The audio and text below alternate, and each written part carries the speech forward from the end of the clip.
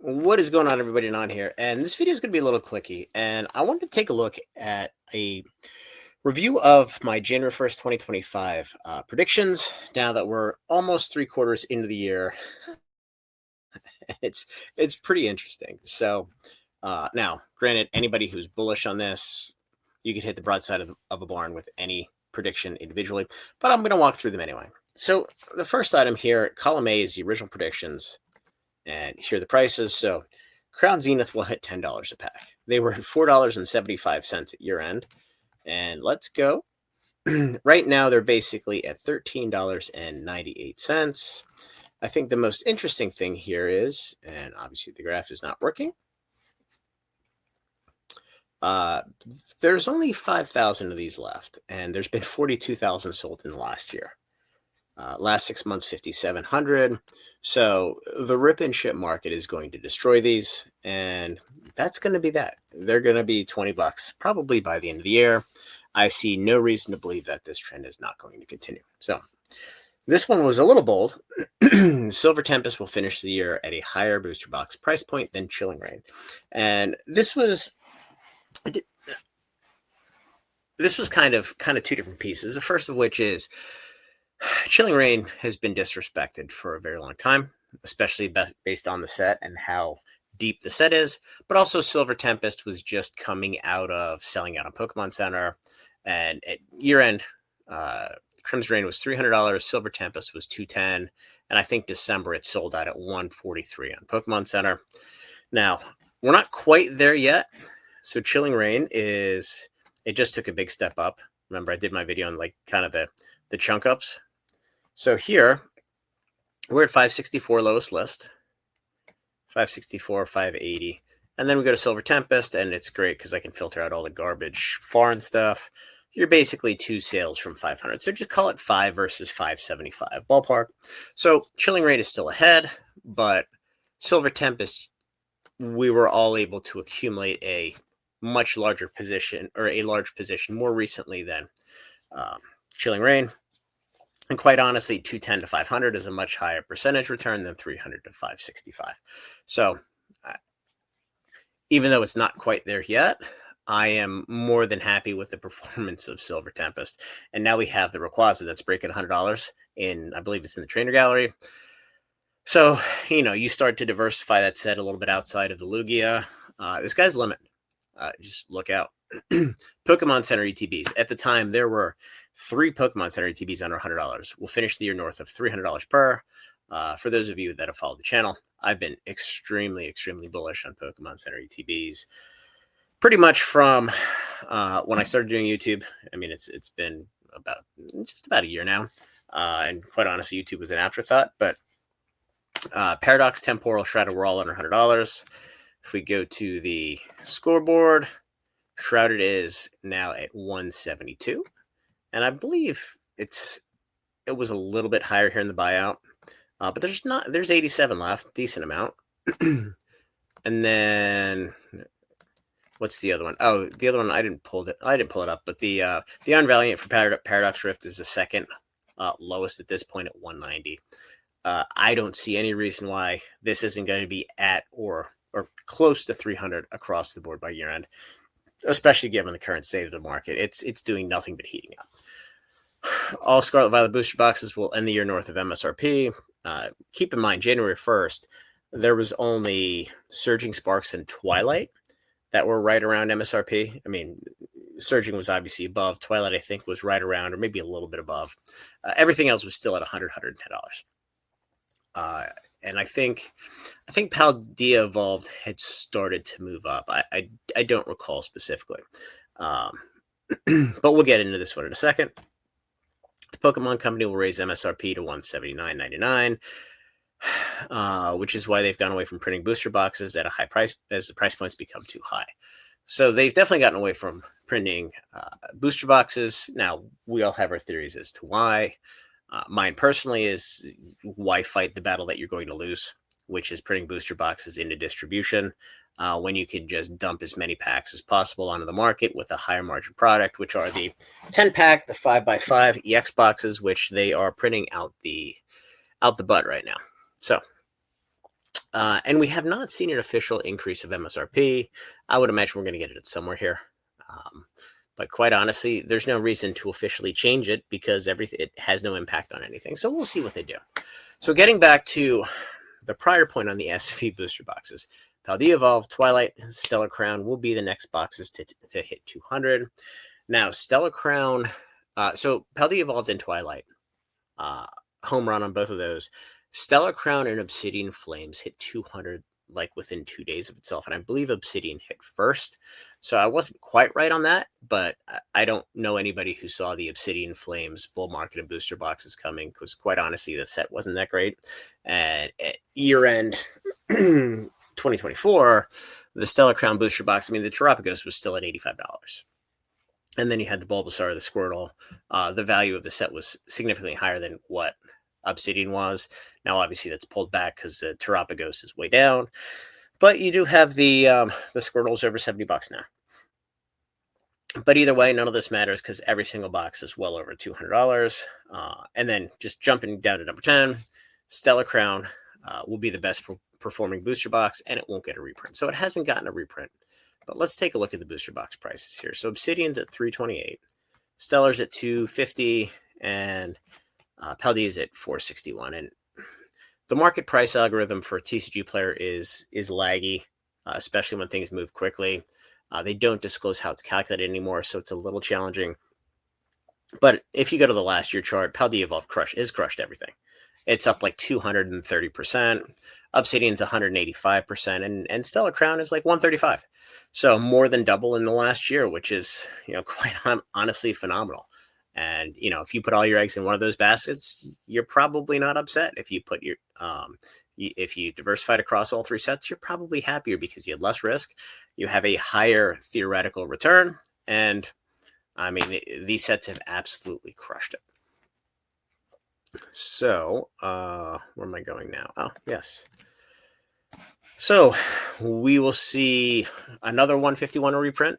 Obviously, we've seen many. We've seen booster bundles in February, March. We've seen poster collections. We've seen Blooming Waters. Quite honestly, I think we're due for more booster bundles at some point here. I mean, I've been saying it for a while because we know MJ Holdings has gotten them because we've seen them on Target and we've seen a lot of them on Walmart. Their Gen Con promo, which I think was 2 for $50, which means they're being printed and they're out there somewhere. But it won't matter. And quite honestly, none of the reprints have had a significant impact. 151 continues to go nuts. And the price pack has not taken a hit, which it has taken a hit with Prismatic Evolutions. It has not with 151. So as we edge ever so closer to having these out of rotation, which is now 6 plus, just a little bit over 6 months now, it's going to get super interesting. So the hype around Pokemon will be exponentially greater at the end of 2025 due to the 30th anniversary in February than it is now. And this was something that a lot of folks were like, we're in a bubble, we're at the top. As everybody's seen, we're not at the top. Summer was a little bit of a slowdown, but it wasn't a step down. It wasn't a step down in pricing. Everything continued to move up, albeit at lighter trade volume. And we're absolutely off to the races now because it's hot. Everybody's buying it. And even though the Pokemon Company, by their own terms, they are printing at full capacity, it's just not enough because the demand has increased so much faster than they could ever increase supply. We're at this weird imbalance. So Temporal Forces will have a reprint. So this was when we were able to scrape Pokemon Center data before they patched it and fixed it. They were showing like 5,000 boxes of Temporal. Then all of a sudden they were showing 20,000. So distributors are able to buy. Let me rephrase the question. When Pokemon Center had product, distributors were able to buy directly from Pokemon Center at distribution prices.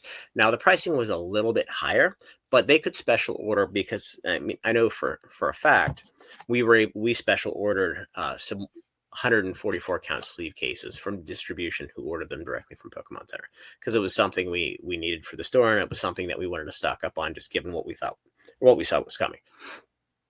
So Temporal Forces magically one day went to 20,000 boxes, and I took that as there's a large reprint or stock that has come from somewhere. Could potentially be Europe in English language, because in Temporal, I believe everything was printed in the US still in Europe. I don't think it was until Twilight where they started printing the label showing as in Europe, in the Netherlands and the USA, but I could be wrong. But we did get a restock of these in February. We got multiple cases from two of our distributors. I know a lot of folks on YouTube didn't, so they didn't see it. It wasn't super visible, but there were some temporal. Jesus, there was a restock of Temporal Forces booster box cases. So, and we'll see. It had no impact. I mean, Temporal Forces in the Mayhem 2024 sale, I was buying these and getting 13% back, and I was paying like $560, which is so far below I mean, it's not below distribution price, but when you factor in the fees, it's so far below distribution price. Because the best price back then that anybody could get for a box is like $87, $88, and that's if they're buying pallets upon pallets of these things. And the fact that now they're $2,000 lowest list is just absolutely insane. It goes to show you how strong and how deep and how broad the rally in Pokemon is. It's not in one era, another era. It's not in singles or slabs or sealed product or Pokemon Center versus standard versus specialty sets. It is everywhere across the board, which is the epitome of a bull market. And the fact that folks are looking for the top, it just tells you it's just going to keep raging. So back to the last couple points here, because I have a hockey game to go to and I got to keep it short. Vintage Magic will slowly come back to life due to crypto and general interest in both MTG and Pokemon. So I will say that there has been some life in some of the cards. Some of your Urza Saga, Legacy, Destiny cards. Things like Sliver Queen, Replenish, Academy Rector. A lot of those cards have moved close, Mox Diamond, moved back to right around their all-time COVID highs. But there's really not a whole heck of a lot in Alpha Beta Unlimited that's moved. So that's still kind of dead. Legends, Antiquities, Arabian Nights, not much there at all. So, that part hasn't quite come along yet. And then the last item here, any funds in other games, just assume you're lighting money on fire. You're buying it 2021. You're the top. Now, One Piece has proven that wrong. One Piece has continued to perform. And the reason it continues to perform, in my opinion, yes, it's a decent IP.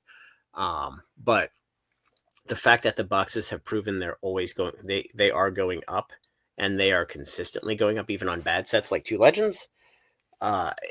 There are people that are buying the sets, and buying generates buying. And when boxes go up, people want boxes that go up. They want to buy things and watch them increase in value. Gundam has done well also. That was obviously July 2025. That wasn't even on the radar back in January. Riftbound. I mean, the boxes are pre-selling at $275. Now, again, enormous IP, enormous nerd IP. So it translates well into the TCG world. But we'll see how well they do going forward. Now, I think they're going to have a severe inability to print enough cards, because UVS just hasn't printed in the past at the scale, which is good. I mean, they may be incrementally successful in spite of what they want to do if they're forced to print less, which is good. But then, you have some of the other games. Lorcana's fallen off. Now, this last set, they short printed and pissed everybody off, and the boxes are expensive because they're impossible to get. But, that to me is a drop in the bucket. They'll adjust in the wrong direction because, quite honestly, Ravensburger can't help themselves. No different than what the Bandai reputation was before they changed their tune with One Piece and they got it right. I mean, that's why a lot of folks, including myself, didn't participate in those early sets, because it's like, why am I committing to buying stuff 9 months from now when they've proven they do nothing but burn games to the ground? And look, they have done a fantastic job changing direction and proving everybody, including myself, wrong. So they should be commended for that. But yeah, you have the meta 2, meta zoo thing that's kind of gone. Sorcery hasn't even talked about their October set. It's now September 16th. So I just assume they're gone. The Flesh and Blood sealed product doesn't move. I know they still have a decent competitive scene, but competitive scene it's a fool's errand, because you're going to burn more people out or lose more people to life experiences than you're ever going to get in, because it's expensive and it's time sink. And the one problem with TCGs is you're all competing for time. And to be competitive, you have to sink more time in than you do if you're playing casual. And that is always going to be a fool's errand, and it's going to fail eventually, because quite honestly, people just don't have the time to do it. And when they don't have the time to do it, they get frustrated, and then they go and they do other things. So, Star Wars is dead at this point. So look, we've seen a lot of games that have gotten smashed. We've seen a handful of games that have done well. And then, Pokemon's booming. Magic was booming. They've kind of shot themselves in the foot here. I wouldn't be surprised if Magic turns it around for Lorwyn and things keep zooming, assuming their Q2 set is Harry Potter or a strong IP. I also wouldn't be surprised if they're the first folks to end the bull market because they can't get out of their own way. We'll see. I hope that's not the case for my own selfish interest and the interest of everybody who is interested in Magic. But we'll see. So anyway, guys, I got to run. Have a great evening. Like the video, subscribe to the channel, join the Discord, and we will talk soon.